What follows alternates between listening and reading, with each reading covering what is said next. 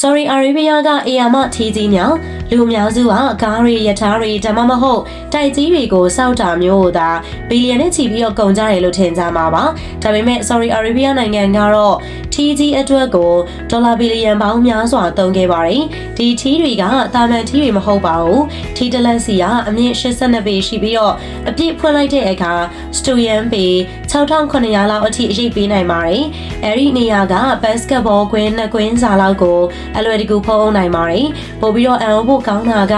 ဒီလိုမျိုးအေယာမထီးကြီးတွေကို250လုံးမဒီနာမြို့မှာရှိတဲ့ဗလီကြီးရဲ့ရင်ပြင်မှာတက်ဆင်ထားတာပါဒီထီးကြီးတွေအားလုံးကိုတပြိုင်တည်းထိဖွင့်လိုက်တဲ့အခါလူထောင်ပေါင်းများစွာအတွက်အရေးအဝါဒဖန်တီးပေးနိုင်ပါတယ်ဒီထီးတွေရဲ့အဓိကရည်ရွယ်ချက်ကတော့နေဘက်မှာအပူချိန်တွေက